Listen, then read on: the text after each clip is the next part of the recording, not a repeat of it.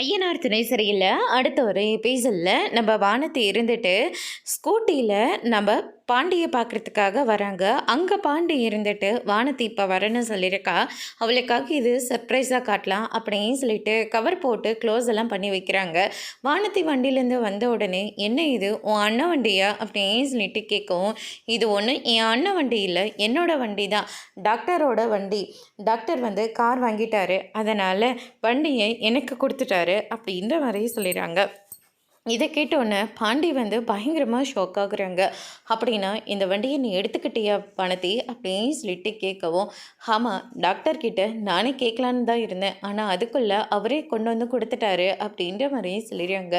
"என்ன வானதி, நீ இப்படி பண்ணிட்ட? உனக்காக பாண்டி அண்ணன் இங்கே பாரு, வண்டியை உனக்காக சர்ப்ரைஸாக காட்டலான்னு சொல்லி ஒவ்வொன்றா இந்த வண்டியை சரி பண்ணுற வரைக்கும் எந்த வண்டியும் அண்ணன் தொடவே இல்லை தெரியுமா? ஆனால் நீ என்னடனா டாக்டர் கொடுத்தாரு, அவரு கொடுத்தாரு, இவரு கொடுத்தாருன்னு சொல்லிட்டு இப்போ வண்டி எடுத்துகிட்டு வந்து நிற்கிற." அப்படின்னு சொல்லிட்டு கண்ணை வந்து எல்லா உண்மையும் சொல்லிடுறாங்க. இதை கேட்டோன்னே பாண்டி வந்து நம்ம வானதி ரொம்பவே ஷாக் ஆகுறாங்க. "பாண்டி, என்ன சொல்கிற? இது எல்லாமே எனக்காகவா நீ பண்ணியிருக்க? நீ வீட்டுக்கும் மெடிக்கல் ஷாப்புக்கும் கடைக்கும் ரொம்ப தூரமாக அலைஞ்சிக்கிட்டே இருக்க, நடந்துக்கிட்டே இருக்க அப்படின்னு சொல்லிட்டு தான் உனக்காக ஒரு வண்டி வருதுன்னு நான் சொன்னேன்ல, அந்த வண்டி வந்துச்சு. சரி, சர்ப்ரைஸாக கொடுக்கலாமேன்னு சொல்லிட்டு தான் எல்லாத்தையும் ரெடி பண்ணி இந்த வண்டியை நான் ரெடி பண்ணியிருக்கேன்." அப்படின்ற மாதிரி சொல்லிடுறாங்க. "சாரி பாண்டி, எல்லாமே நீ எனக்காக பண்ணிக்கிட்டு இருக்க. ஆனால் டாக்டர் சொன்ன உடனே என்னால் மறுபேச்சு பேச முடியல. எனக்கு இந்த வண்டியெல்லாம் வேண்டாம். டாக்டர் கொடுத்த வண்டியே போதும்." அப்படின்ற மாதிரி சொல்கிறாங்க. அதோடு முடிச்சிருக்காங்க.